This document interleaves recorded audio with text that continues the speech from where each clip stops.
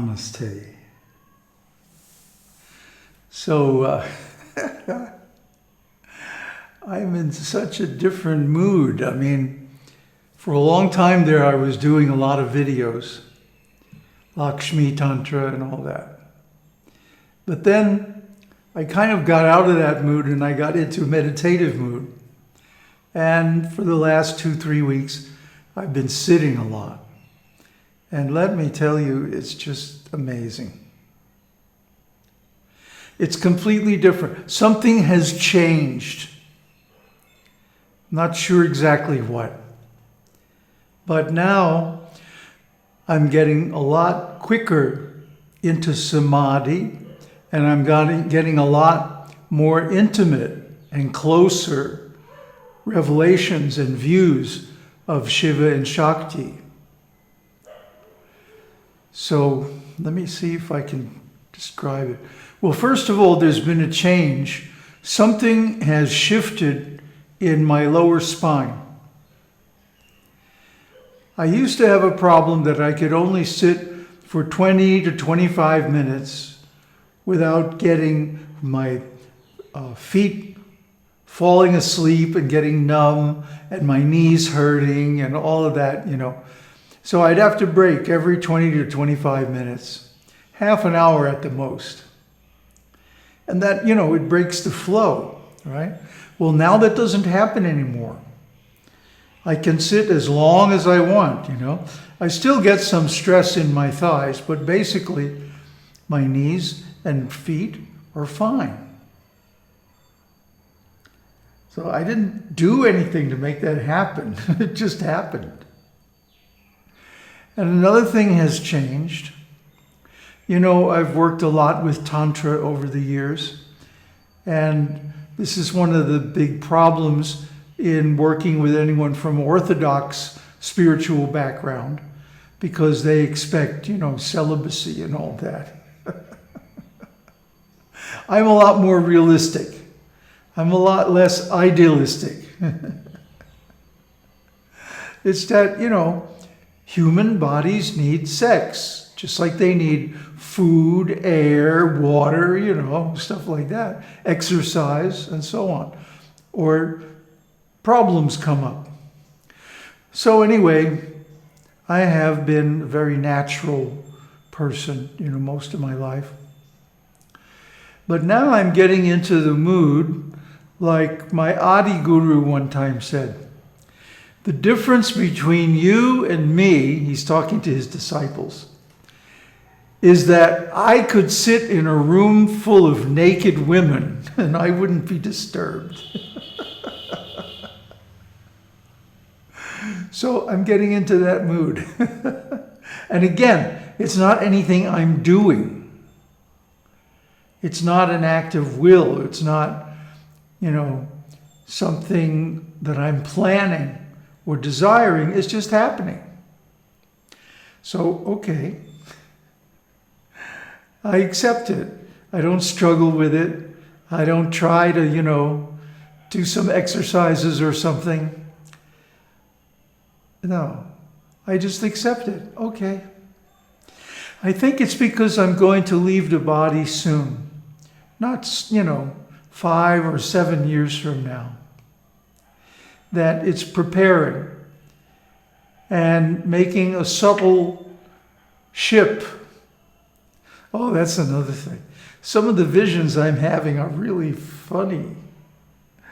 Like, you've seen my lion, right?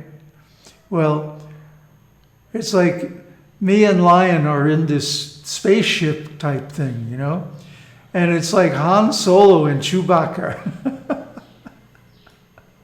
going into hyperspace. You know, all the stars. And the brilliance of the light is just incredible. It's overwhelming. And easy to attain. As I mentioned, I've been getting into samadhi a lot easier.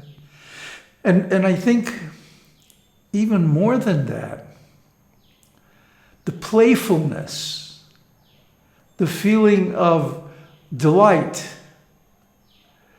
and non-seriousness, I mean, when people meditate, I remember when I was like a Buddhist monk and stuff, I was so serious about meditation.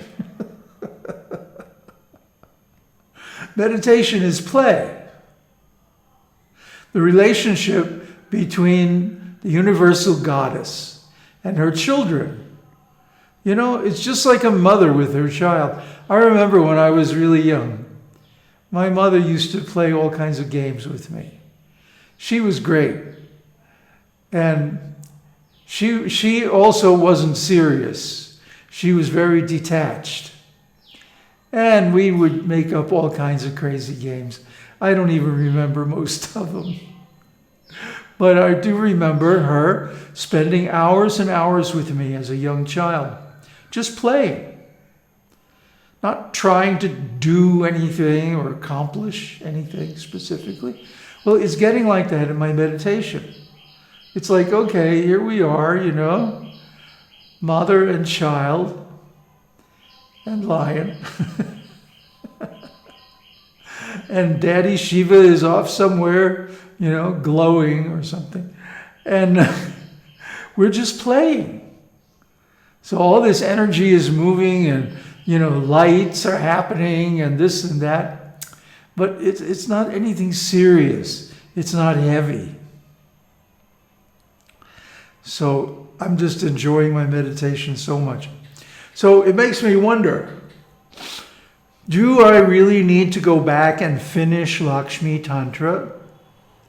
I think we've gotten to a point where her views are well expounded, and the rest of the book just gets very technical and goes into like a bunch of rituals and stuff like that. Is anybody practicing this stuff? I mean, even in her lineage, are they practicing it? I don't know. I don't know anybody who is. I know some Sri Vidya people who do nice homa and stuff like that. But not elaborate, They're not drawing big circles with all these letters and all this stuff. Nobody's doing that, as far as I know. I mean, let me know if that's not true. But it seems to me that people nowadays don't follow and don't perform the elaborate tantric rituals. They want a simple practice like a mantra that they can integrate with the rest of their lives very easily. And that's enough for them. It's enough for me. I practice Mahashodashi mantra all day, all night. It's very beautiful. I mean, the longer I do it, just the more deep and beautiful it becomes. I highly recommend Mahashodashi mantra. Here's the series. And then, now that it's 8:30, most of the non-serious people have left. So, what I really want to talk about is striving and identity in society for the enlightened person. Now, most of us are used to thinking that the enlightened people are very famous, like Ramana Maharshi, Vivekananda, Swami,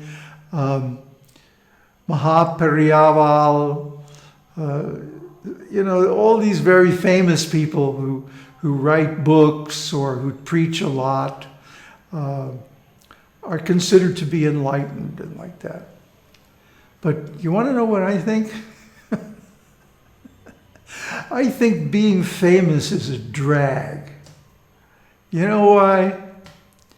Because when you're famous, or even to become famous, you have to have a lot of dealings with a lot of people.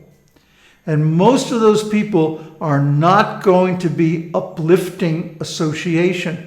They're going to be below your level, and they're going to subconsciously or consciously try to drag you down. It's the old crabs in a basket thing, huh? If you go to a seafood market, you'll see the crabs in a basket just sitting without a lid. Well, why don't they just get out and run away? You watch. As soon as one crab starts crawling up to get out, all the other ones grab on and pull him down. So it's like that in human society too. When somebody starts getting too much enlightened, too much intelligent, too much self-realized, everybody around them more or less automatically tries to deviate them from their path. I've experienced it so many times in spiritual groups. So basically, my response to that is to just drop out of all those groups. I don't participate. I stay independent. Nowadays, most sannyasis belong to some group. But wait a minute, sannyasis are supposed to be renounced and independent. If they belong to a group, then they're all involved in politics and what you can and can't say and do. And oh, it's just a big mess. How can you inquire with complete freedom in an environment like that? It's not possible. So, I mean, I would rather be infamous than famous. And actually, I'd rather just be unknown, you know? So people aren't always hitting me up, criticizing, trying to tear me down, you know? I mean, it's just horrible. People's egos are so fragile, and their feelings are so easily hurt, that if anybody gets any power or wisdom or number of followers or anything, they feel like they have to mess with them, you know, give them a hard time, criticize them. I don't want to be part of a society like that. I want to be, if I have to be in society at all, I want to be with Divine Mother. I want to be with my lion. I want to be with Shiva. Oh, and yeah, the other day, I'm skipping around, but that's okay. The other day I had a wonderful vision in meditation. I think I mentioned many years ago, about 34, 35 years ago, that I had a vision of the face of God. And it looked like this very beautiful, clear light. It was so attractive, you know. At that time, I was still a dualist. Even though Mother had appeared to me and given me a vision of Brahman, I still, philosophically, I didn't understand Advaita at all. So anyway, I had this vision of the face of God. And he's just this beautiful light, you know. Very, very attractive. But I was resisting. I wasn't going to let myself get pulled into it. I was actually afraid. I was afraid that I would lose my individuality. And now I'm going, oh, please take my individuality away. So, because when you're an individual, you have karma. And who wants to be bound by karma? I want to be free. So anyway, I had this vision, again, of God's face, his personal presence, Shiva. And first of all, you see him like a silhouette, far away, you know, just sitting very still with his trident and his moon crown, you know. And then you get closer, and he just becomes this brilliant light, just beautiful light, you know. And then we had this conversation, which I can't explain. It was beyond words. It didn't even use words. It was like energy exchange, direct energy exchange. And you can't say like that. Like one time, Yogi Ram Surat Kumar, whose temple is just down the road here, he was invited, called to visit Paramacharya, Chandrasekharendra Saraswati. who's a great, great saint. Not only was he enlightened, he was also the Shankaracharya. So Yogi Ram went there and sat down. They sat down together for about a half an hour. Neither of them spoke a word. So then when Yogi Ram came back, of course, all his disciples started asking him, well, what did you talk about?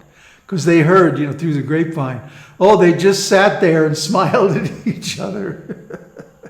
They didn't say a word. Huh? And Yogi Ram gave some explanation, but I don't believe it. I don't believe that two enlightened sages would sit and have a conversation by pure energy about some managerial issues having to do with temples and stuff like that. I just don't believe that, because when I've had those conversations, it's always been about something so elevated and so much beyond mind and words that just an exchange of pure energy is the only way to describe it. So in these years now, I've made so much progress, and I'm so happy with it, and I'd love to share it.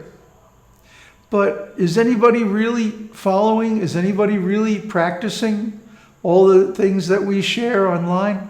I don't know. I don't get much feedback, so it's hard to tell.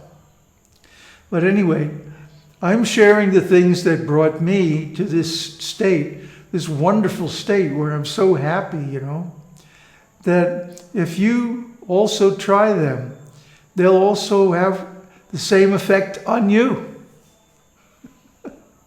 Om Tat Sat. Om Shakti Om.